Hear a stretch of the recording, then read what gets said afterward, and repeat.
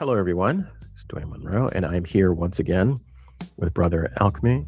And this is, I think it's the third recording in our series about dialectical materialism and materialist dialectics. And he left off the previous recording walking through the necessity-accident category pair.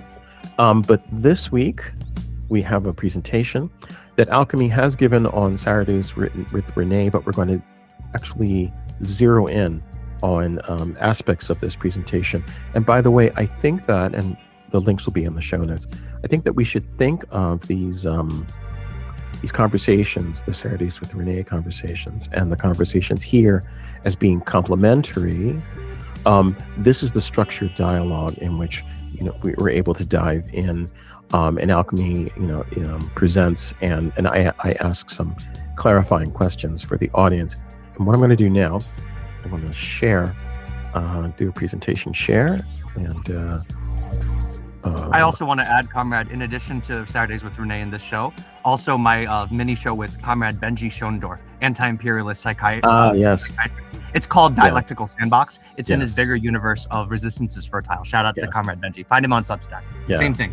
Very good. Over there. Very good. All right. Well, with that preamble out of the way, I turn the mic over to you, Brother Alkmi. Proceed. Beautiful. Thank you. Gracias, compa. Thank you for having me, everyone. Thank you for having me, Comrade Dwayne. It's an honor, a pleasure, and a privilege as always. We'll get right into it. If you guys don't know who I am or what this is all about, I highly encourage you to go back and watch my Saturdays with Renee's appearances that Comrade Dwayne will be putting in the description of this video, as well as our previous recordings on this channel as well. But haise, annyeonghaseyo. I'm a Korean, Japanese, Okinawan student of decolonial Marxism-Leninism, and I'm going to be teaching you guys today essentially what I've understood and learned from Luna Nguyen's excellent translation of the Vietnamese education ministry's curriculum for the principles of Marxism-Leninism and basically the philosophy of dialectical materialism, in particular materialist dialectics, which is a knowledge system that is essentially the methodology or the application of dialectical materialist philosophy in action and in praxis. All right, so as we're getting started, you all, I just wanted to open with a couple of, you could say, prefatory exchanges with me and Comrade Dwayne. And Comrade Dwayne, humble as ever, you do a lot more than just ask the questions. I love your tech experience and your science and technology background. I have a shared one myself, audience. You may or may not know, before my foray into political sciences, I was a science guy myself, general relativity, quantum physics. So you all will be hearing a lot of examples grounded in physical sciences, as well as political science in our overview and pedagogy of this material. But essentially, Comrade Dwayne, what I usually start with my students or comrades off with is materialist dialectics can be described in a lot of ways. Some of my preferred ways of introducing this to those who already understand a little bit about socialism, anti-capitalist thought, or Marxism is this.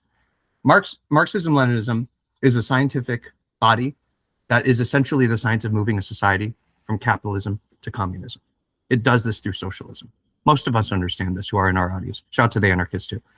Dialectical materialism is the philosophical underpinnings of a scientific socialist and therefore Marxist-Leninist worldview. We aren't here to teach you guys dialectical materialism if we're being completely transparent and precise with you all. I'm assuming you all have a basic understanding of this, and if not, all you really need to know is this is basically the philosophy why it is correct to be egalitarian, to arrange society in the egalitarian method, as George Jackson said, in which the means of production is communally owned and the fruits of production is distributed to everyone, regardless of their labor.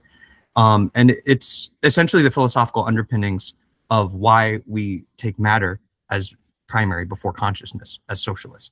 And what dialectical materialism is in a nutshell, you all, is the philosophy that matter determines consciousness and consciousness impacts matter.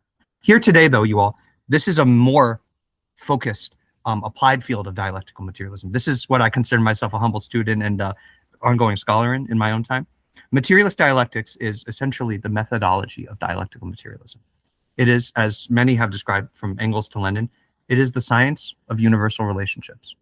It's also the science of development and motion and change. It's the science of the laws of change. It's also the science of contradiction, as our Vietnamese brothers and sisters and Chinese brothers and sisters teach us. But in a more concrete way of explaining it, I usually tell people is this.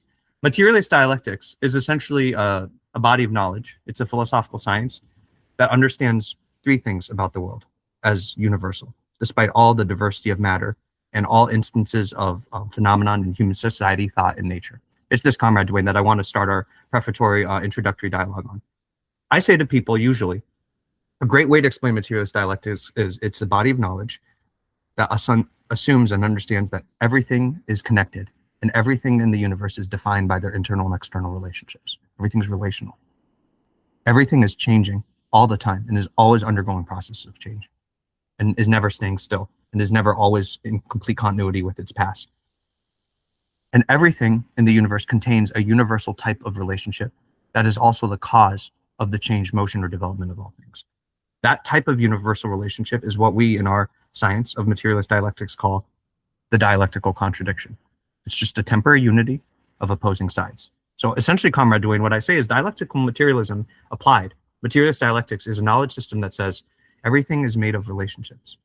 Everything is changing because of relationships.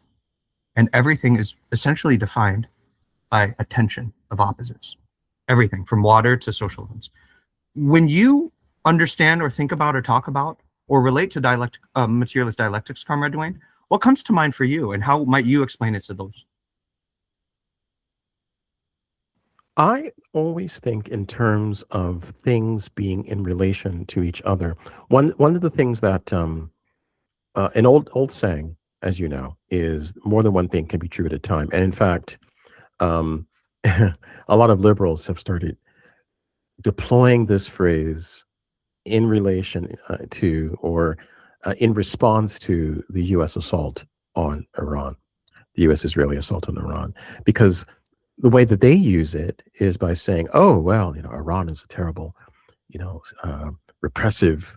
Here comes that word, regime, but also at the same time, Trump was wrong to not follow the rules, and when he decided to attack this terrible regime, so more than one thing can be true at a time.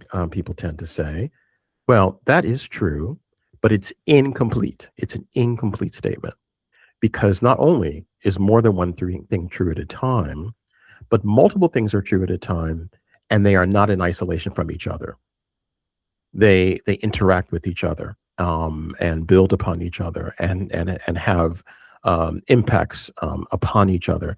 Just as, for example, the constriction of hydrocarbon flow because of the war is having complex of interacting effects upon the world that none of us fully comprehends until it unfolds.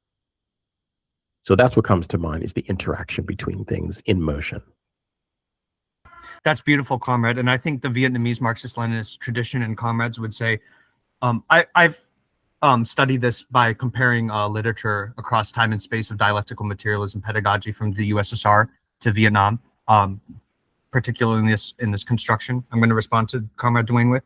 I think, based on what I've understood, Comrade, the European comrades and the USSR would call what you're saying interactions. They're the things that illuminate interconnections or relationships between things. They're what relationships make possible, right? They're how things change each other, right? They're things bumping up against each other, but not in the Brownian, Newtonian, simple billiard ball kind of way. That's a kind of it, but we're not all doing that. That's just the mechanical version of that. There's 5 levels of this: biological, chemical, mechanical, physical, and then social, political.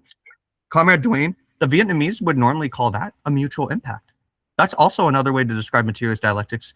Again, I love our East Asian brothers and sisters, not in any essentialist kind of way, but I love the way that their language translates even to English when it talks about the same concepts of Marxism-Leninism or Diamat. It seems to be a lot less caught up in semantics sometimes than the English-speaking world. And these might be embedded value judgments that are structural and political. I'm not going to be metaphysical about this, but it might also be basically axiological to kind of the way English is formed, even a priori of politics too.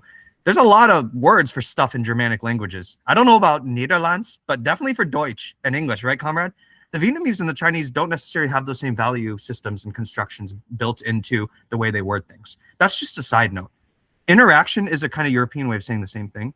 The way in Vietnamese Marxism-Leninism, Comrade Duane, is mutual impacts are what show relationships. Relationships are what allow mutual impacts to happen. Everything's mutually impacting each other. Everything's made of relationships, so even relationships mutually impact each other.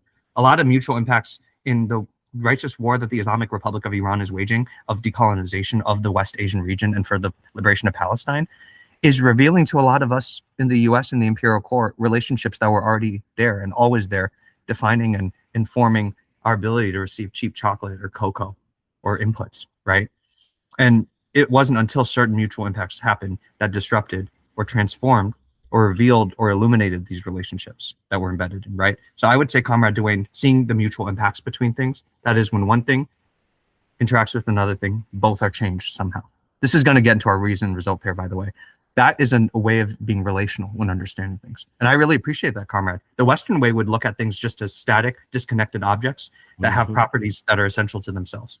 The Western way of looking at things, you guys, is non-relational, but I think the Vietnamese Marxist-Leninists would say is only looking at the surface characteristics as the unchanging, eternal, essential properties of something. The Marxism-Leninism materialist dialectical lens would say things have properties and characteristics, but these are fluid. These are subject to change and dependent on external conditions. And more importantly, they're dependent on external and internal relationships. A relationship implies two things. It implies there is a connection and a common set of principles between something and something else. The West tends not to let or want you to see things that way. That is the scientific way to see things. Thank you, Comrade.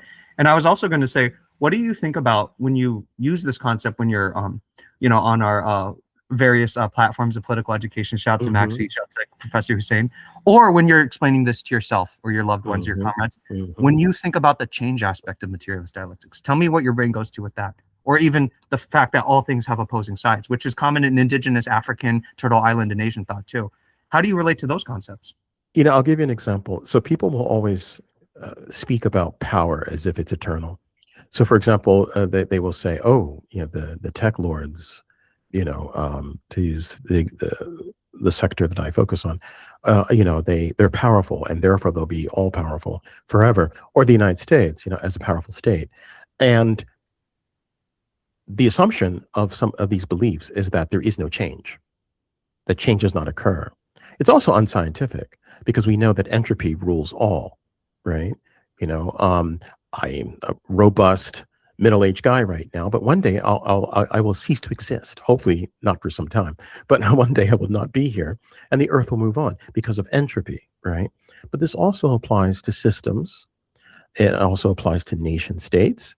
My God, when I worked in doing systems engineering, site reliability engineering for data centers, and there were hundreds or thousands of very expensive computers operating in these data centers for large-scale corporations. What were we constantly fighting? We were constantly fighting failure, because of the fact that systems were then put in place and that they cost X amount of dollars, that was meaningless, because the moment they were turned on, they began to drift from a nominal state because of change. Undermine their own structural processes. Exactly, because of because of heat, because of the movement of electrons through the system, because of the fact that, as I say, things change and change decay as a form of change. And entropy is one directional. And entropy is one directional, precisely. And so that's what I think about, is that when I speak with people about, and not just tech matters, but various matters, it's like, well, nothing is eternal. The universe itself may not be eternal. Well, maybe as a void, may be eternal. But, if the stars, or as my grandmother used to put it, the stars die. Why are we thinking that, that's something that a human being put together will exist forever, such as a nation state, such as the state that calls itself the U.S., that's fixed on top of Turtle Island, such as the settler colonial state, the entity in West Asia, and I think that people know. I think that deep down, every organism knows that its time is limited, and the difference between us and our enemies is that we even if we are frightened about our own mortality from time to time in the middle of the night, but we know that, well, that's nature, but they don't accept this, right? And that's part of the desperation, part of the evil, is this failure to accept. So it's important to accept change as inevitable. It's important to accept entropy, but change also has a positive aspect. In which you can grow, you can learn, you can modify. You don't have to be stuck in a particular position. So this is also what I try to, when I have these conversations with various people about, say, the tech industry, the message I do try to convey is that it is not impregnable because nature enforces change. Comrade, you make so many beautiful novel neuronal connections. Go off on me. We simply don't have time. We'll get into the 6 universal relationships, you guys, but I'd like to make 3 micro points apropos of that. One, materialist dialectics is about not just being okay with change, not just being against the people who are against change. This is progressivism and reactionaryism. Being revolutionary is to know the laws of change and harness the laws of change and leverage them for the greatest possible collective benefit for all of human and other than human life, as our indigenous brothers and sisters say here in Abya Yala. Comrade Dwayne, this is more than just being for change. I agree with you. This is what a lot of our indigenous ancestors have taught us, from Ashe and that concept of Oludumare's gift to mankind in Yoruba religion, to yin yang thought and Taoism and Buddhism of constant eternal change, right? It's more than this, comrade. It's learning the pattern of change. And like a law, like the law of fire or friction or thermodynamics, we've mastered laws. We didn't attain freedom by getting out of laws. We learn necessity and laws in order to attain more freedom. That's the dialectical understanding of freedom and necessity. We don't have time to get into that right now. We need to learn the laws of change, comrade. That will allow us to harness change, that which is always ongoing, to make it serve us instead of being victims of it. Right now, who has the capital P political powers? Who has the ownership of the means of production of the civilizational machinery of societal reproduction? That's what we largely call the capitalist class. I like calling them the white supremacist, settler colonial imperialist, North Atlantic class. But words don't mean much here. These people are the ones who are leveraging change right now. They absolutely leverage the laws of change in a way that we need to, in order to push the needle forward in history and not be held back by this moribund state. And note, to return to the example of the Islamic Republic, note how life affirming versus death affirming. Am I right? Exactly. Note how Iran, and this ties in directly, by identifying the nodal points, by identifying, not simply striking bases, but striking bases in a way that dismantled a system, right? Data centers, anyone? Exactly. They dismantled a system. They dismantled the US's ability to act the way that it was accustomed to acting, right? This is why there are ships 1,000 kilometers off the coast of Iran rather than hovering around in the Gulf. They don't even have the ability to operate the way that they had operated only 4 months ago, right? But this is the result of understanding the laws of change. Because what the Iranians understood was that by striking these nodal points, they had changed how the war could be fought by their adversary, right?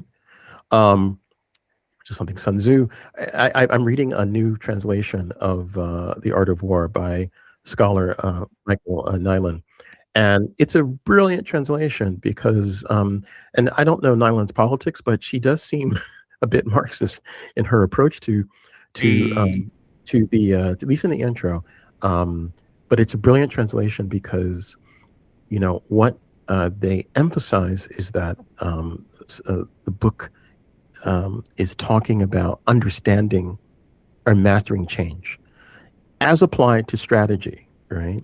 And yes, military matters, but other matters as well. And it certainly reflects this. Are you a war dog, Dwayne? That's conflicting with you being a Marxist. That's a little inside joke, everyone. Don't ignore me. So, go ahead. Oh Are you my a war God. dog? The stories I could tell about people saying, "Oh my God, you love war." I'm like, oh, really? Don't you love white Marxists? You know, yes. It's like, you know, do I also love racism because I study how my racist enemy moves? Like, I please. Anyway. Fuck out of here. But we digress. So, I'm sorry for interrupting your flow. I was going to let you know. Here's my micro. Well, here's my micro point, comrade. Everything Comrade Dwayne's saying, extremely dialectical. Oh, but alchemy, the Chinese weren't dialectical. This gets into a broader conversation about what's the difference between indigenous dialectics and dialectical materialism dialectics. But long story short, it wasn't all the same stuff we're doing today, you guys. I'm just saying that people have always known bits and parts of this ultimate reality we're all part of. What is that? Well, basically, because everything's changing, everything's a relationship. And because everything's a relationship and everything's changing, that must be caused probably by an internal unity of some sort of opposing force pair on the inside. That's not just yin yang or sunanti and Yananti in Incan thought, or West African thought of Ashe. It's basically the truth of the world, you guys. Science can prove this. This is just the philosophy behind the science. And comrade, to my last micro point, I don't agree with him on everything. Shout out to his wrong take on AI. Thank you, Dwayne, for pointing that out. I don't agree with comrade Vijay Prashad and everything, but I consider myself a student of him. Very useful teacher. He said this, comrade Dwayne, is Iran Marxist? Are they materialist dialectics? These questions don't really matter. Look at what they're doing, you guys. They've identified weak points. They know which relationships matter and which don't to the US. They know where to attack.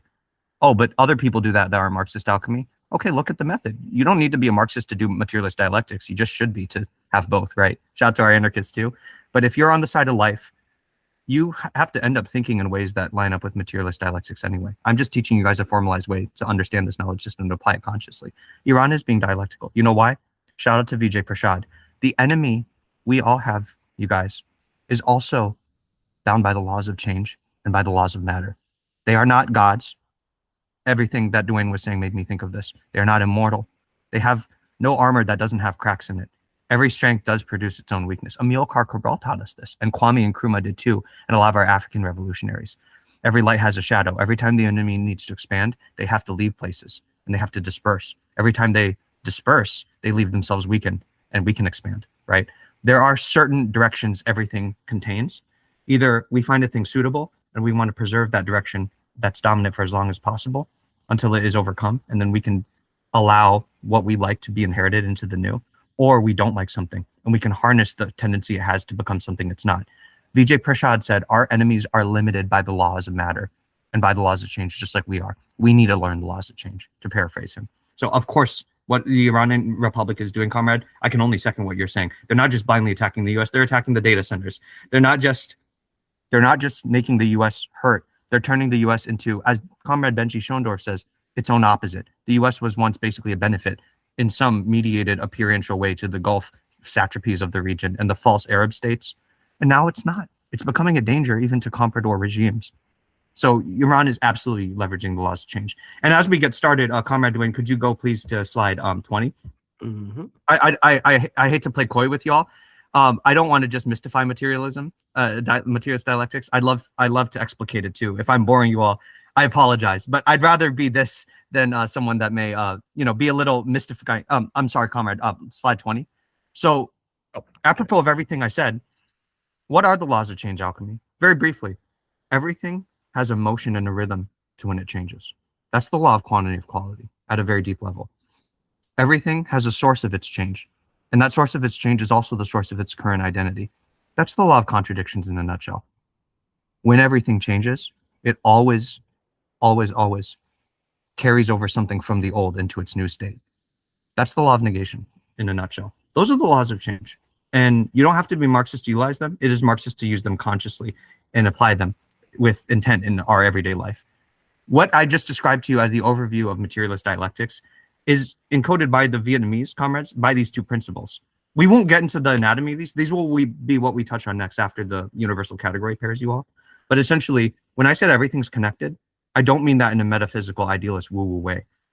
Vietnamese materialist dialectic says that the principal general relationships is the part of this knowledge system that says everything is defined by their internal and external relationships. That's what gives all things their identities and their properties. That's what gives all things their connections and the laws that they share in common with other things. So the only thing we're going to touch on at this point in our journey, well, is that in order to really understand something in the materialist dialectical way, don't look at the surface features of something or the temporary characteristics something may have in a state it's in. Look for its internal and its external relationships in the political, the economic, the mental, the social, the legal, administrative, the enviro-natural. Those relationships are what tell you what a thing is really defined by and where its motion is going. Do you have any questions on that, comrade, before we move on? Just briefly. That's very clear. So please proceed. Thank you, comrade. Go on to the next slide. All right. The principle of development is the part of materialist dialectics with the fact that all things are in a state of never-ending change. What this basically says, comrades, is that all things are not just a thing frozen in time, separated in space from other things, it's connected to all things. But all things are also just a temporary state of a much longer process. All things are a process that unfolds in time. So you may have heard this in other indigenous knowledge systems and schools of thought, from Turtle Island to Asia, again, like with Buddhism and Yin Yang thought, Ashe in West African thought, right? But I would say that in materialist dialectics, the Vietnamese canon, the principle of development goes a little bit deeper. And it says, essentially, what is causing all things to change all the time are mutual impacts. Just two things interacting with each other, causing both to change. The more concrete way of abstracting a mutual impact as the source of change in this particular section of this knowledge system, you guys, is to say change is caused by contradictions, specifically contradictions resolving and giving rise to new ones. We can get much more deep into this, and we will later. But essentially, all you guys need to understand now is that if you're a little confused as to why I may use the terms motion, change, and development interchangeably, they aren't exactly the same term in materialist dialectics. From certain abstractions and viewpoints, it might be useful to interchange them. That's why I have. But if you guys want to be completely concrete about the difference, motion is, in the Marxist-Leninist canon and in the Vietnamese understanding, as Engels said, is just change in general. Motion is any system, subject, process, or phenomenon changing in general, from spatial changing, moving, locomoting, to transforming. Change is more of a way to describe motion as it's occurring with a thing's properties or qualities. It's a little more vague. That's why I like using it. And it might be my East Asian, indigenous ways influencing myself, having been brought up in a semi-Taoist Buddhist kind of a context. But make no mistake, when I say change in motion, that's generally referring to when things become something they're not. Development is a little bit different, you guys. And in the sake of time, a simplified way of saying this is that as change happens, what's really going on inside of something, the materialist dialectical understanding, Comrade Duane, is generally there's motion of some form caused by a previous contradiction resolving. All things are the result of previous contradictions and negations. All things lead to more contradictions and negations, because the universe in the philosophical understanding is actually infinite in space and time. But I know what you were saying earlier is actually still compatible with that, comrade. This gets into the difference between the sciences and the science philosophy. But that's neither here nor there, comrade. All things were the result of a previous contradiction and experience motion. Motion of some kind will lead to quantity change of some kind. The change of a thing's count or amount or degree or number of some kind. Right. This was explicated in our last talk, you guys. Please go back and watch it if you haven't. Once enough quantity changes have been built up to a certain, the Vietnamese and the Soviets use different words for it, measure, degree, threshold, limit, inevitably a change in the thing's quality will occur, or its identity or its differentiable aspects. Motion leading to quantity shifts that build up to a certain inevitable degree and sufficient amount will lead to quality shifts. All of that put together, Comrade Duane, all of that. Not one of it, not the quality shift, right? That's just a part of it. All of that motion, eventually leading to quality shifts, that is what we call development in the materialist dialectical Vietnamese definition. Development has three characteristics. It's irreversible. This is very similar to the Einsteinian and the we won't get into quantum stuff, but the current updated relativistic physics version of time, right? An understanding of time. Development is irreversible. It is characterized by succession or things going away and being succeeded by new things or new characteristics or traits. And let's pause for a moment, because development is irreversible, right? What is in the philosophical definition? Well, yes, but what is the United States currently trying to do? It's trying to not only freeze and reverse time. Yes. Freeze and reverse the development of history, right? So I mean, I mention this only to just emphasize to the viewer, to the listener, that these ideas are not. Yes, there's abstraction, but there's direct applicability, right? Because there's a consequence to trying to freeze time and freeze development, because it is indeed irreversible. You know, we will once again use the example of the war against Iran. The bases have been destroyed. The network has been shattered. The relationships that existed for a number of decades have been torn asunder, and they cannot be brought back together. And they certainly cannot be brought back together in the way that they were previously. Because if any of you say, "Oh, Duane, they can," development. I will. I want you to finish, comrade. I was going to get into this. You anticipated me, and I love that. But all I'm going to say is viewpoint is very fluid and matters and is relative in materialist dialectics. All we're saying by this is that time can't reverse. We're not saying the U.S. can't rebuild the bases, although certain things will not be able to be changed back. We're not saying the U.S. is not developing itself. We're not saying the US is underdeveloping. We're not even saying what you guys have understood in a decolonial and an economic context is the same development as this. We're not saying any of that. Please understand.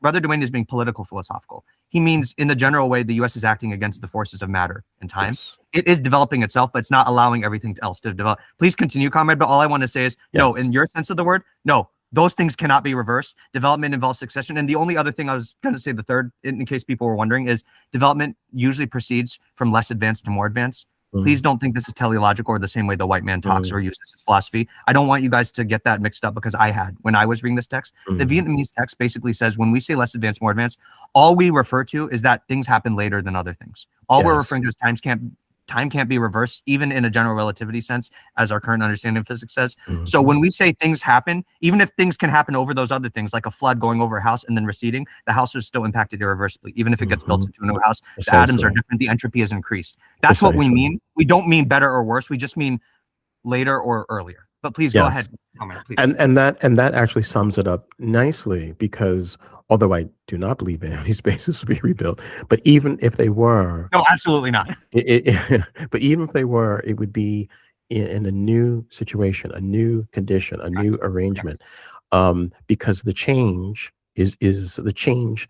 You cannot recreate the past, and this is why. In a previous conversation, and certainly in the text, the Vietnamese text itself, that the heart of reactionary thought is an unwillingness and an inability to accept change. Because what thinking you can reverse change. Or thinking you can reverse it. Because what do reactionaries always want to do? Preserve, make America great again. Right? There are too many immigrants. Kick them out. And then we will restore a past situation. So, but yeah, please proceed. No, beautiful comment. Thank you so much. I couldn't have said it better myself. I was, believe me, you and me, I was actually going to stop in like 3 seconds too, because I was gonna allow my stuff room to breathe. But all I meant from that, comrades, is that change and development aren't exactly the same thing. I often use them interchangeably when I talk about the laws, because the laws of change are the laws of development. All we need to understand is development is a process. Change is one of the steps in that process.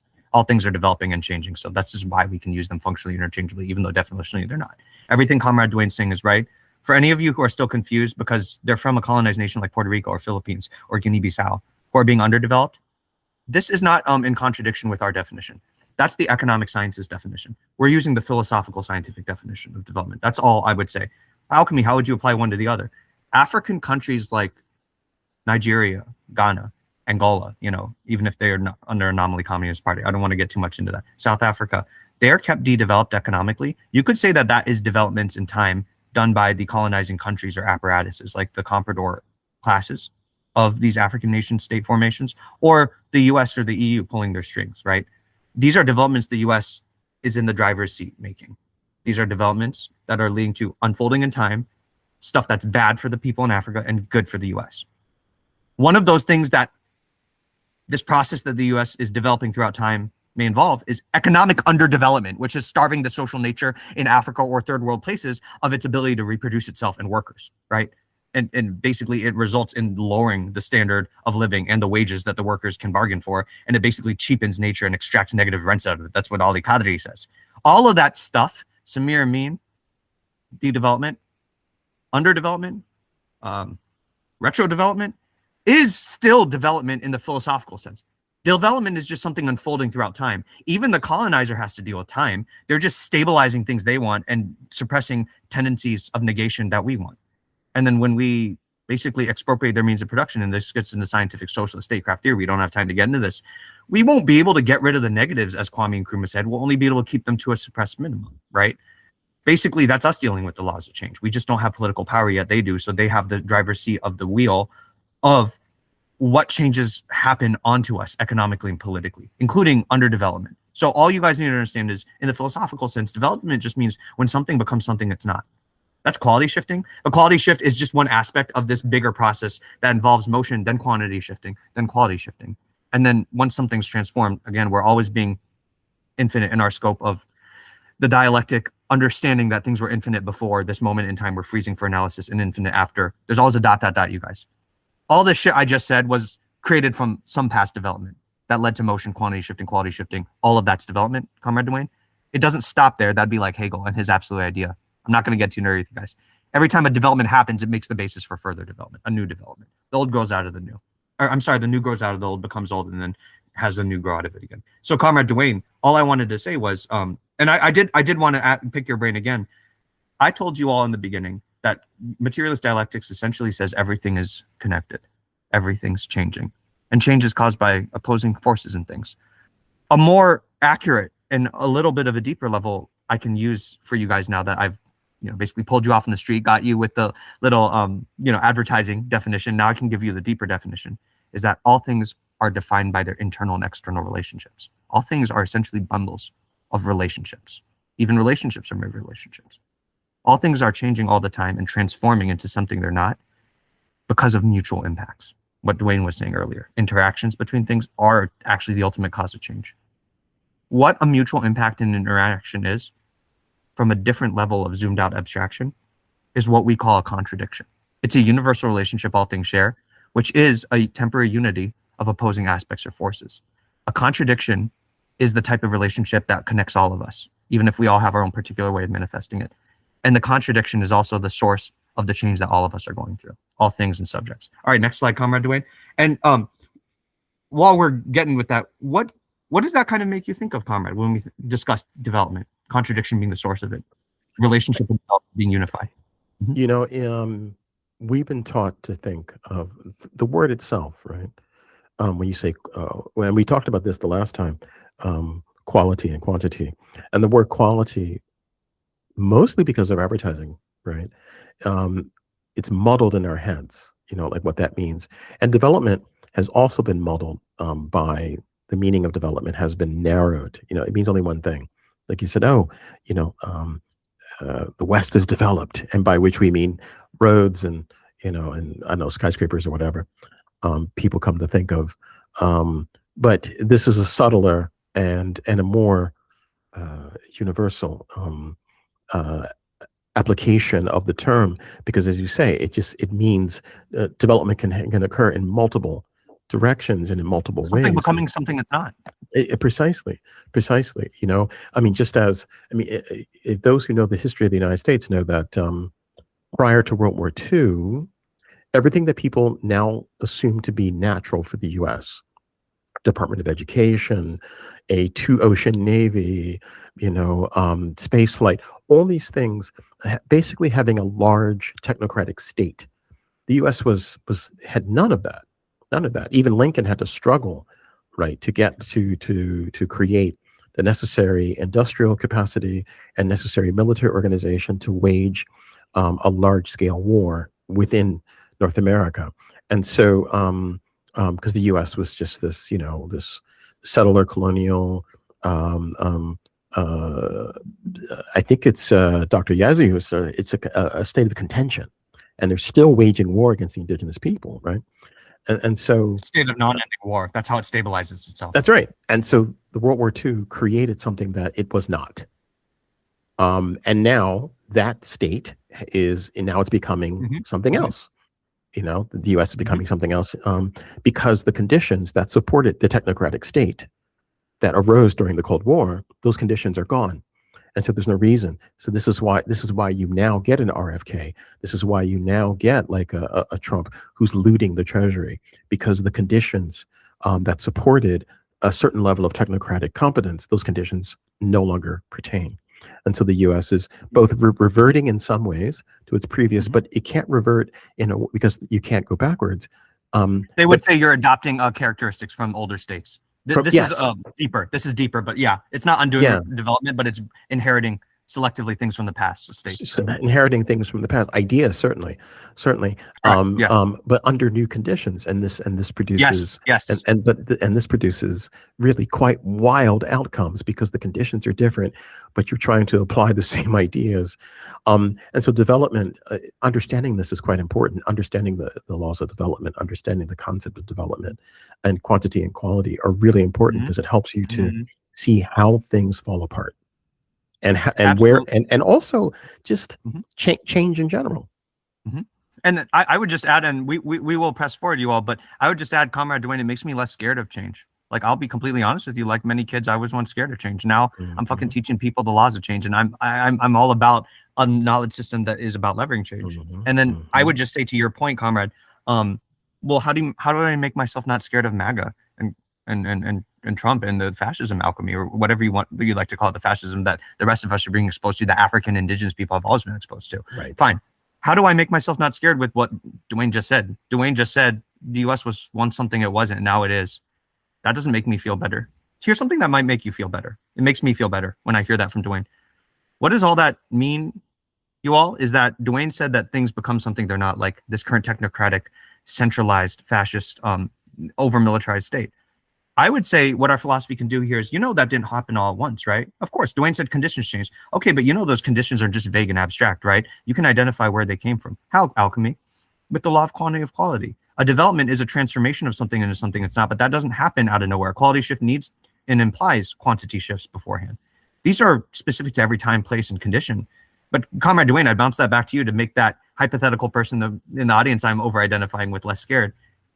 Things got scary. Things turned from something they weren't into something they are now, right?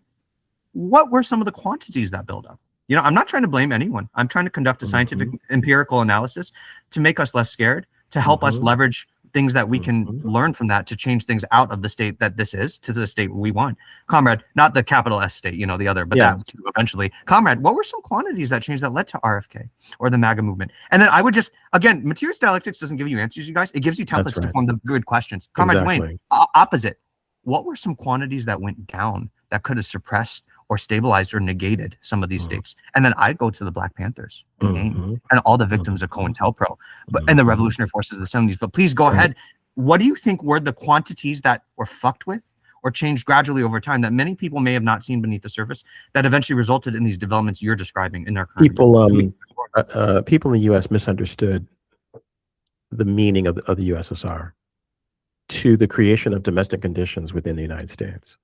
Dr. Gerald Horne emphasizes this over and over and over again, which is that international conditions impacted, speaking specifically of the situation of African Americans, as the phrase goes, that international conditions created certain opportunities, but also created, he describes the negative bargain, or rather the bargain with negative consequences of the civil rights movement when it turned its back in return for, say, certain legislative concessions within the settler colonial empire, concessions that that rulers were willing to make because they had to compete with the USSR's example and global revolution, right? But then it's like, well, if we just focus on making sure that Black people do well in the U.S., we won't devote ourselves to making international connections, as was occurring in the 1860s. When the Panthers had delegations, to other nations, and other groups, were, visiting other nations and seeking alliances, because saying that, you can't trust the settlers. Not that everybody's evil, but you can't trust the settler state to correct itself. You had to create the conditions. There were more quantities of international relationships, you could say. That's precisely right. Yeah, And so yes. the turning away from that, but then the collapse of the Soviet Union meant that there was no longer a stabilizing factor, and therefore, and actually the quantity of activity of the Soviet Union around the globe, right? And well, that was gone. And for a moment, there was a triumph over the USSR, but that was temporary as well, because then you produce Putin, and people have, and obviously there's all sorts of problems with Putin's reign, but it was a natural outcome. At least they're fucking sovereign. It was a natural outcome. Well, maybe not natural, but it was a predictable outcome of an attempt to humble a civilization. Not a settler state, but a civilization, Russia. It was a natural outcome, or rather a predictable outcome, because things could have still be, in disarray, but it was a predictable outcome. Right. That there would be a reaction against that, and then the reaction would, of course, be a person who was focused on making sure that the Russian state was sovereign, just as China of course, was focused on making sure that China is sovereign, Iran is sovereign, Hamas and Qassam trying to create sovereignty for the Palestinian people. And so without these factors, without the factor of the USSR, without a challenge, the US had no reason, because it's just a collection of atavisms. So there's no reason, there's nothing holding it together anymore. And so, under Eisenhower, you couldn't get an RFK because you'd have been like, well, this guy's incompetent. I need an imperial manager. Because and look at the quantity buildup of the movement too. I wouldn't reduce it to the chuds. You know what I'm saying, comrade? But look at what happened after Obama. I'm just right. I'm taking all of what you're saying in, but where are the quantities building up? I don't know. Quantities of disaffected white workers that were promised psychic wages and real wages of whiteness that dried up after World War II. Comrade Dwayne knows history better than I do. What were the quantities that built up alchemy? The quantity of everything producing its opposite. So the acceptance of science, as a lot of times you see in proto-fascist developmental processes. Where am I going with this? Fascism is usually the anti-science movement in Western formations. Well, why is that? Usually after a period of both scientific ascension, only in a liberal, capitalist, narrowly defined bourgeois sense, but still, it is productive forces being marshaled towards development and advancement of productive forces for the capitalists. This goes through cycles, just like the boom bust cycles, and it eventually reaches moribund stages. That's usually when fascism starts emerging. Generally, the fascism is going to be characterized, not always, but in social movements, by an antipathy towards this previous stage of what they receive or conceive as bourgeois liberal decadence, including science, anti-vax, anti-transgender rights, anti-womanism, right? So, comrade, what do you think about this anti-science was a quantity buildup too, from the advances of science, but also a lack of that science being done to do anything but kill gooks and Japs, right? Like me and my people. And it was just war. Where was the science going to? Even the poor white that would eventually constitute what you and I call the MAGA movement. What were some of the quantities there, comrade, that were building that up? Yeah, I mean, the lack of, people were told about all scientific advances, but, and we take medicine, for example, we learn about the various advances that have occurred, the accumulation of knowledge, producing, in this case, a qualitative development in medicine in Cuba, a poor state under sanctions. Absolutely. Because they still apply science for socialist ends. Socialist meaning for the population and not for profit, right? Even if they do sell it to make some capital, which is necessary in the current system. Not a dictatorship of capital. But exactly. So people not seeing benefits from all of this talk, why would people valorize science when they don't see the benefits of science? I mean, okay, a flat TV, Siri talking to you on your phone. These are distracting widgets. What people are not seeing is, well, what is the state of cancer research? What is the state of research into dentistry and various things? Not to say that there haven't been, scientific developments in the West and in the U.S., but they're not evenly distributed. They're not well distributed. And therefore, that means that they're not as developed, not as far along as they could be, right? And also it's left, and if there are scientific breakthroughs, if there are scientific advances, they are balkanized for the use of corporations. This even happens with military applications.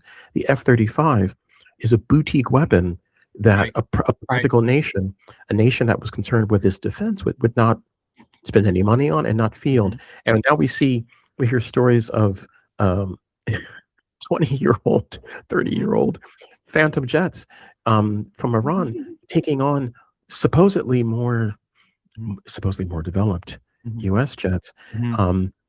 There's been, and the Iranians applying modifications and so forth. The planes weren't just sitting in mothballs for decades. They were, working on them, studying them, and so forth, making further developments. But the U.S. weapons that are supposedly more advanced being countered. So I say all that to say that to get back to your point, of course, people would turn against science. Of course, and also they're being propagandized into believing that what is science? Science is Elon Musk. Science is individual genius, part of the ideology. So there's no distribution, there's no quantity, there's no quality at scale for people in a society. They're encouraged to turn to mysticism, not even faith, but mysticism, right? And then finally, consumerism, which is a kind of or consumerism, which is a form of mysticism, because you know, oh, if you buy this BMW or whatever car, that's your identity now. That's your self, and you're driving on this mountain road in Sweden that you'll never see, or you may never see. And even if you're a person of middle class or whatever that means, if you have the capital to even go to Sweden and drive that car, it doesn't solve any problems for you. Right? But psychically, it helps you, offload those contradictions that you're under. So yes, of course, job loss too. We didn't even get into that quantity, but of course, the MAGA movement doesn't happen all at once. You guys, that's what over time. Development was a transformation that happened gradually, invisibly first. Because even in the U.S. of the 1960s, with the racism, with the settler colonial, I posit that a MAGA movement could not have gained a foothold, because there was still the technocratic, the quantity, right, of the distribution of technocratic competence. The coming out of the Second World War, the people believed, right, that they were living in a state, and they could see it. They could see, things being built. They could see things happening. There was development, and of course, the U.S. as the last state standing industrially at the end of the war, because it was the most untouched. Because it was the most untouched, exactly. Our productive forces were pristine afterwards. Yeah, they got a shot in the arm, and we absorbed Japanese and German capital. Fuck out of here. Precisely. And fight the war. The USSR and technical capacity, technical know-how as well. And so we peaked for a while after that, until George Jackson's time. And well, then that's right. Started crisis, and so people, you couldn't have had someone come along like an RFK or anyone like that. Those people would have been rejected as the incompetence that they are, because there was no support for them. But as you say, the buildup, quantity of events, the quantity of factors over time created, including negative, like taking away quantity of jobs, taking away quantities of product. That's an important quantities can be negative or positive in the integer sense. That's an important point. And so this creates the conditions. This creates the conditions in which a disconnected and desperate populace, a significant portion of it, is more susceptible to the words of fools and incompetence, because there's no connection for them between the supposed competence of experts and outcomes in their life. Yeah, and you could even extend this analysis, because I do realize you and me are two non-white guys talking about white guys. This isn't all of us, and this is definitely able to be and deserves to be understood. That makes us well, one, we know them better than they know us, and they know themselves. You know how it is. Shout out to Professor Singh. Two, more importantly, Comrade Duane, apropos of that, they are unaware of this process. This is also not true for everyone, but we should also understand this as contradictions coming home to roost, a la Césaire. We should also understand this as an exhaustion of basically the productive capacity to give concessions to basically settler class collaborators. So we won't get into that, but it deserves to be analyzed in a sense of the white worker is not the universal subject. Of course not, you guys. White people wiling out because their shit ran out. I'm just saying, even in that way, you could understand that through quantity and quality shifts. But pressing onwards, comrade, thank you for that aside. I'm being cognizant of our time, but to 47, if you will. I'm gonna, as I always say, number 47. Yes, audience, as I always say, like a spiral, I'm not going to get to the deepest level of these universal relationships and concepts with you guys, because we will return to these on a much later stage. But I do want to at least expose you. There's already been significant exposure out there with my appearances on our shared network of political education.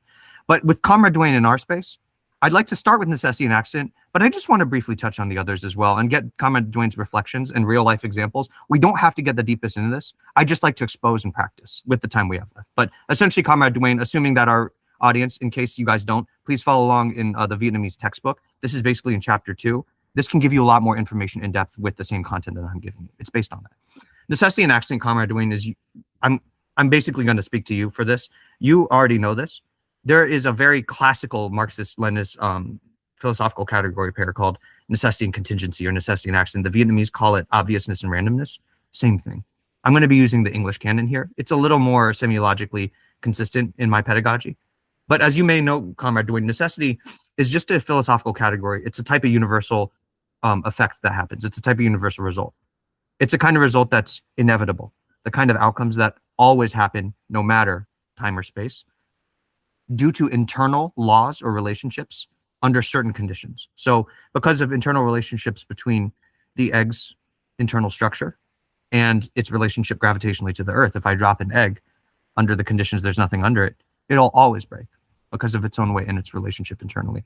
If I go 12 hours without metabolically ingesting biomolecules to reproduce my body anabolically, I said catabolism last time, sorry about that, bio nerds, anabolically building myself up, I will inevitably get hungry and I'll receive pain signals from my evolved pathways, to signal to me that I'm low on metabolic fuel. That would fall under the category of necessity, Comrade Dwayne. And accident is its dialectical opposite. Accident refers to any non-predictable, unpredictable, contingent outcome that is not able to be foreseen, which occurs due to external mutual impacts between things. So really the lesson of this universal category, pair and relationship, you all, is that in this universe, not everything's predetermined and not everything's accidental. That's the metaphysical way to think.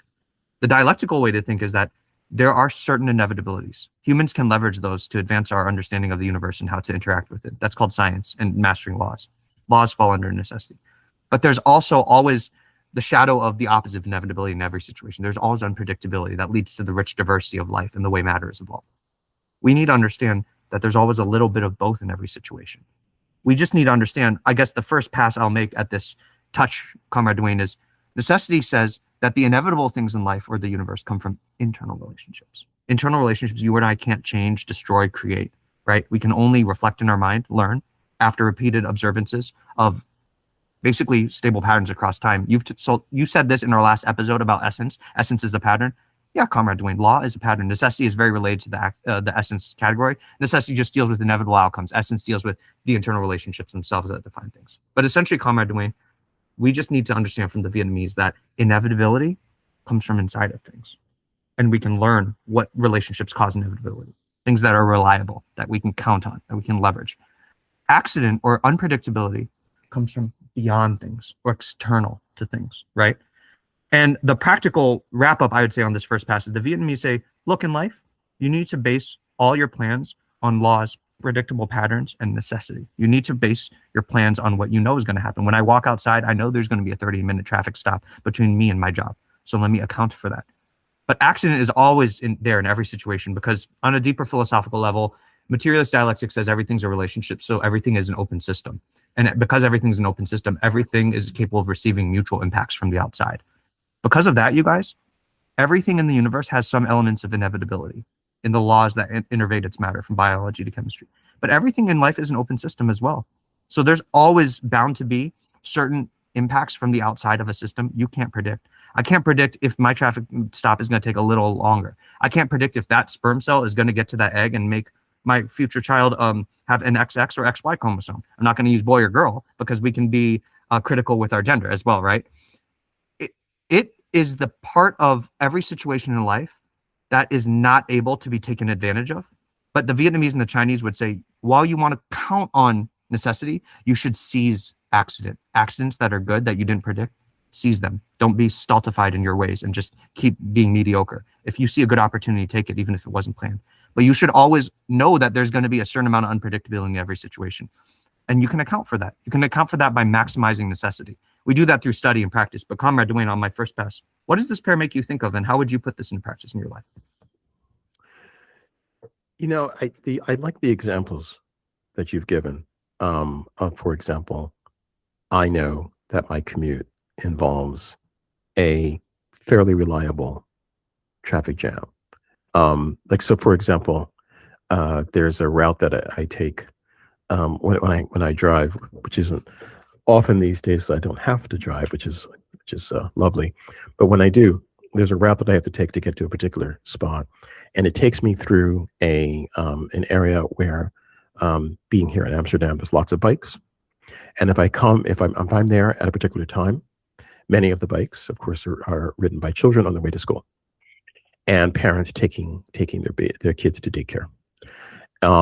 and that is a challenging intersection because you have to monitor all directions, looking for cycles, and it's kind of a roundabout.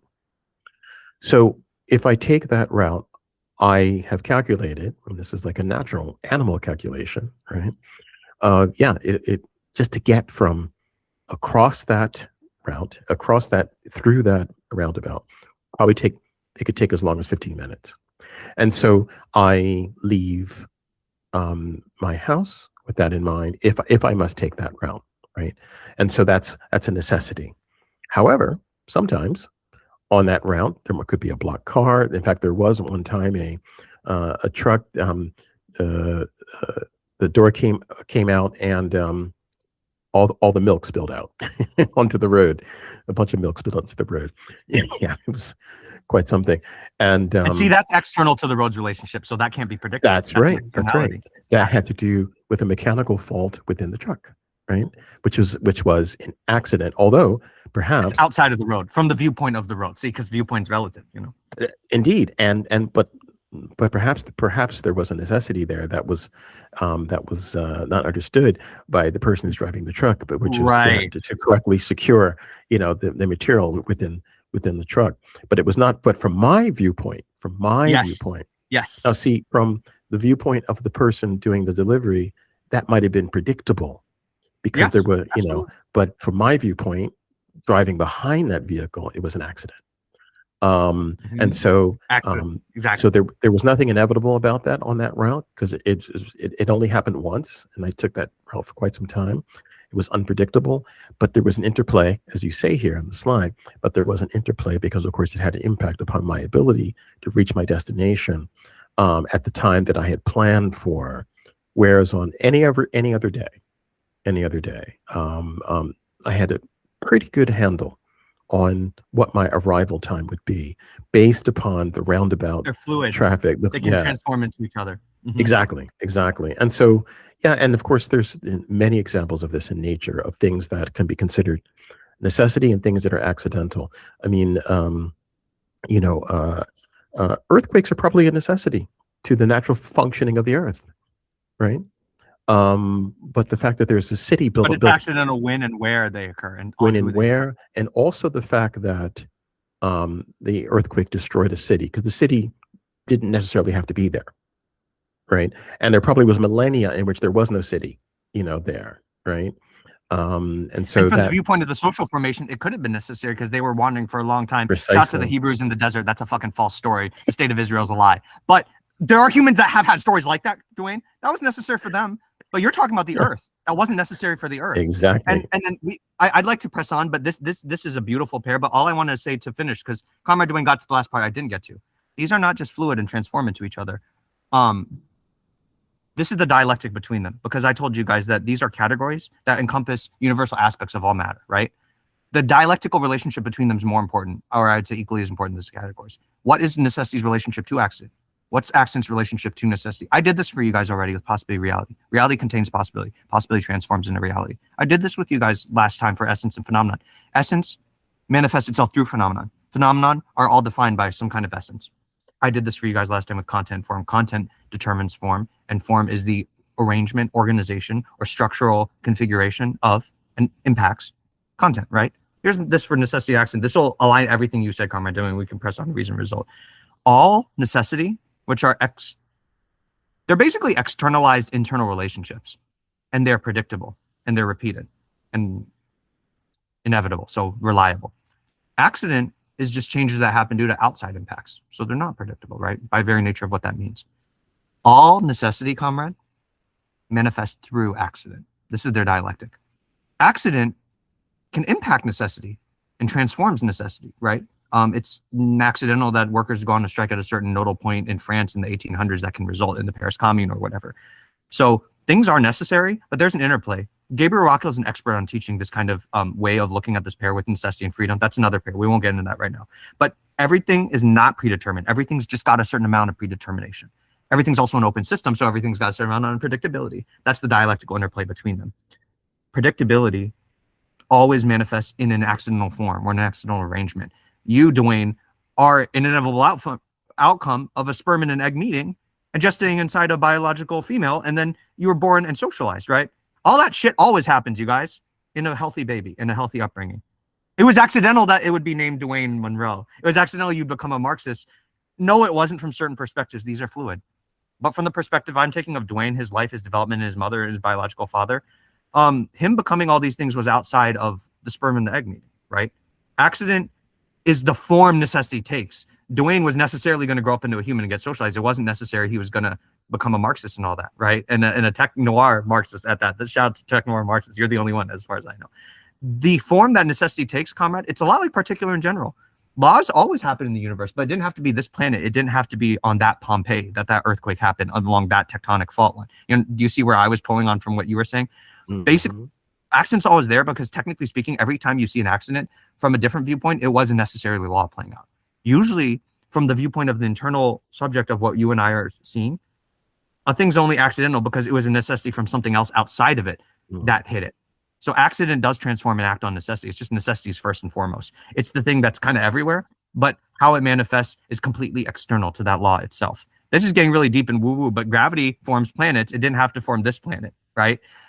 Dispersal and condensation always happens under a certain atmospheric pressure and environment like this planet with an H2O molecule like water that can participate in hydrogen bonds that are a little stronger than average, a lot stronger than average. But guess what, Dwayne? It's not necessary that it had to rain on me today or there or here. These are external things because of the Coriolis effect and things that are necessary from certain viewpoints, but from the viewpoint of water and its laws, they're outside of it.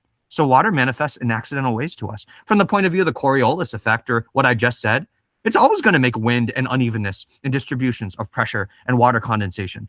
But the fact that it's going to sound a little goofy, but the fact that water has laws that mean it turns into rain, that's outside the Coriolis effect. So the Coriolis effect and the rotation and unevenness of the distribution of the fluids of Earth, including its air, you guys, it just happens.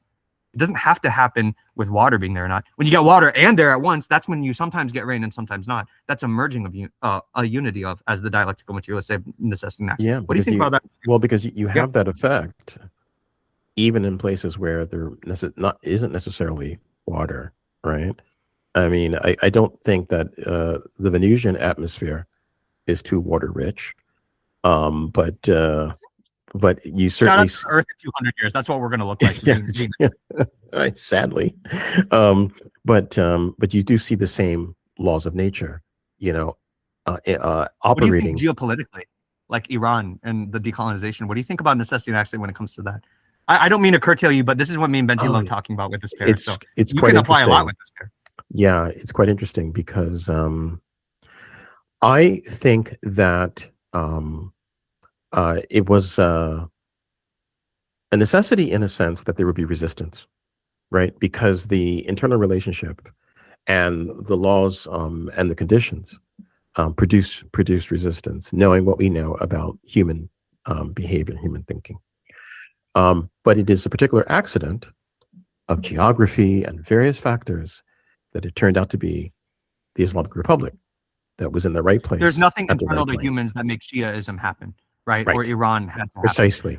But Alkmi, you're denying their necessity. No. From their point of view, it could have all been inevitable, right? Exactly. From the way humans migrated to Iran. Dwayne's just saying, from the point of view of humanity, revolution doesn't have to look like the USSR. It didn't have to look like the Islamic Republic of Iran. Exactly. These are external to humanity. These are beautiful accidents, and accident actually is what gives diversity to necessity. But go ahead. And as Kwame Ture said, we don't talk about revolution because we love revolution. We talk about it because it is historically determined, right? Simply because Ture, also a great dialectician, is historically determined, and our role, our job, is to understand and to encourage and to be ready. And so the Islamic Republic was ready. After decades, they were ready, right? And so, but maybe in some future situation, it would be Nigeria that would be ready, right? I think I would argue that Venezuela is ready, but they simply are enacting their resistance in a different way because we've been trained by Hollywood and so forth to think of resistance as involving the very tools that Iran is employing. The tools that we see the missiles and all of that, those technical accomplishments, and we're not paying attention to the other forms of resistance that Iran It's multi-spectrum. It's multi-spectrum. And the form it comes in is often accidental to the process of it. And a lot of Actually, people are saying, oh, you're downplaying Iran. No, I'm not. I'm just saying you're downplaying the particular Venezuela's conditions. Oh, you're upplaying Venezuela. No, I'm not. I'm just saying respect and actually study their conditions to know what's different. Study their conditions. This gets into the particular general too, but yeah, go on. Yeah, and actually we see this because, if Venezuela had the ability to repel a U.S. naval incursion, I'm sure they would have. But they didn't, and so they had to use a different path with the conditions they're working with. They had, but the resistance itself, in the case of Venezuela, the Bolivarian Revolution, the Bolivarian principle, right? That is the reaction. And the reaction, which didn't have to take the form of the Bolivarian response, but the necessity. But the reaction is inevitable. There's always the reaction is inevitable. I would argue it is indeed falls under the category of necessity because it's going to happen. It's going to happen. In one form. The way it happens is mediated by conditions, by precisely, people, by historical things outside of that. But it will happen. Exactly. The form it happens in is not inevitable. And that's what you can't predict. It's not impossible to predict what form it takes. But it is possible to say that even if it takes 1,000 years, right? The Nazis talked about 1,000-year Reich. Well, maybe they would have accomplished that, but eventually they would have been destroyed by someone, right? Would have destroyed them. If the Soviets God forbid, the Soviets had failed, they would have been destroyed anyway. It just would have taken longer and been more painful, even more painful than already the extreme pain that the Nazis caused, right? But it would have happened that the Nazi Empire would have been destroyed because it was inevitable that there would be resistance. But the form comes from laws. Nazism comes out of the law of the falling rate of profit. I don't need to explain to Dwayne what that is. Yeah. But the form it takes when that falling rate of profit occurs, it's going to look different in Cambodia with fucking the Khmer Rouge versus the Gestapo or Mussolini's or Franco's people, right? That's right. And one last thing before we briefly touch on the next one, so I'm being respectful of time. Alchemy, that's not right. I studied Venezuela. I actually found out what was accidental necessity. No, one last point, comrade. With enough study, you and I can actually transform necessity into accident or accident into necessity in our mind. Like we can actually find what was actually inevitable with Venezuela if we study enough of their history or enough of their practices, enough of the multiform interior and exterior relationships. That is true. Guess what? You and I and Dwayne and me and the audience don't have all that time. We're finite human beings with infinite capacity to learn. That's what epistemology says in Dialectical materialism. We won't get into that, but we have finite resources. We're born into finite capacity of productive forces in periods of finite creative potential of humans. You and I were born when we were born. We're limited by when we were born, even if we have some sort of capacity in here. So, Comrade Dwayne, the point of materialist dialectics is not to be delving too much into the details. It can, because it can apply to everything. But you can't, because you just don't have all that time. You don't want to be too vague and abstract either, because then it's not applying to actual practice and concrete conditions. There's a middle point between these two dangerous qualities where you have the good quality, right? And I think the beautiful thing about materialist dialectics, Comrade Dwayne, is it's a bad thing that can be applied to everywhere because it can become unwieldy. It's also a good thing that can be applied to everywhere because I can zoom out and only take the bare simplest. And as long as I'm conforming to the laws of thought and materialist dialectics, Dwayne, it will suffice as long as my practice can prove it true. What does that mean, Alchemy? A lot of what Dwayne said, you guys could probably do a little more work than me and him in the way we're generating these thoughts in the moment and find there were necessities in the way accidentally Venezuela's resistance developed. You could probably find that, right? Ways that there were internal inevitabilities to the way the land was, when the Spanish came, how many Africans they brought and where. Do you see how all of these are particularities and historical and concrete? Mm-hmm. We don't all have the time to do that, but that's what historians and materialist dialecticians working in that field are for. Mm-hmm. We extract the essence, those of us in history, and we give you the general formula. And then we show you what was accidental and necessary by leaving out all that was accidental and showing you enough of a bare essence that can account for all the things that probably always would have happened that way. Mm-hmm. You can't think that. You have to learn it through practice and then reflect back on the thought. You know what I just told you guys? That's called the law of motion of something. That's just the same thing as this fundamental contradiction. We can move on. But basically, that's the beauty of this pair. It has to do with history making.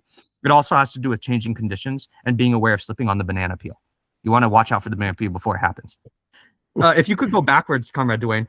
Again, I won't explicate these. Just a brief introduction to slide 44. Let's... We'll stop here, and then we'll resume from here, or maybe another slide in our next recording. Because I don't know if we've been recording for 2 hours, but We haven't been conversing for 2 hours. I let myself get away a little bit, so I apologize with the introduction. Again, as No, always, it's fine. It's fine. But yeah, but I don't want. One of my principles is to be cognizant of people's I understand. attention. We can't all be Brother Carlos with the 6-hour streams. Although, I mean, I would be down for that, but I'm respectful. Oh man, he he goes hardcore these streams. Oh, I love Brother Carlos, and he takes out the trash, and there needs to be someone doing all that necessary work. Yeah. Shout out to you, Brother Carlos.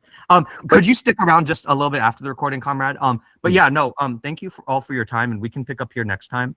Yeah. I'm sorry I spent more time explicating than introducing the pairs, but hopefully this was relevant and grounded for you all. And for the last closing thoughts, comrade, I was going to kind of reflect back onto you to this. What do you think are some questions you can give our audience that might help them better put these pairs into practice in your life? Like, don't give them answers, give them questions. Yeah, based on what we went over today. You know what? I think that what I'm going to do is actually, I will spend some time formulating those, because I don't want to do that ad hoc. I'd rather actually do a bit of meditation on that, and then actually put those in the show notes, and then for people to be able to respond. Because the first question, and this is an easy one, is as you go through this, as you review this, think of how you can apply it. How do you think you can apply these ideas, these concepts, these tools to your daily life, but also to understanding events that are unfolding at both the personal level, the family level, the national level, the global level, right? And another question would be, do you think this can help you get a better handle on things that seem confusing, right? Because data is thrown at us all the time. Most of it is noise, purposefully. And so as you scroll through social media and we do various things, you can feel a sense of confusion. And of course, so-called news is no help. So one of the purposes of this is to give us the tools to be able to, since we can't be completely disconnected from all of that, but how do we process it? How do we place it within is this helping? And if so, how? So yeah, those are, and the more questions will probably occur to me, and I'll post some of those in the show notes. For now, I'll just give 3. Look at problems in your life, you guys. Let's not philosophize. Let's just be you, be a Marxist, be whoever you are. Don't even believe the stuff I'm teaching you. Just pick them up and try to use them. When you do, solve your problems in your life the way you normally do. Ask yourself maybe these 3 or 4 questions. When you're looking at your problems, don't just look nowhere. Solve your problems as you always do. Ask yourself these questions when you do. These problems in my life, what are some of the relationships that these problems have? What are some relationships, internal and external? 2, were things always like this? I'm not going to be a psychiatrist to you, but if things weren't always like this, go back in time and see what things were like before this. When you do those 2 things, you guys, you're going to usually end up finding, even unconsciously, even without this shit, 2 things that are different from each other, interacting and mutually impacting with each other. Find problems in your life and see their relationships to things outside of them and inside of themselves. See how things were before they were right now. Usually, when you do those 2 things, you're going to find generally a pair of 2 different things mutually impacting each other. When you find that, that can help formulate some answers to questions you have, or how to do things more efficiently. That's what I reveal. Well, with that in mind, or with those parting words, I should say, I bid everybody adieu. And thank you for guys. joining us. Adios, Free Palestine. everyone. Free Palestine indeed.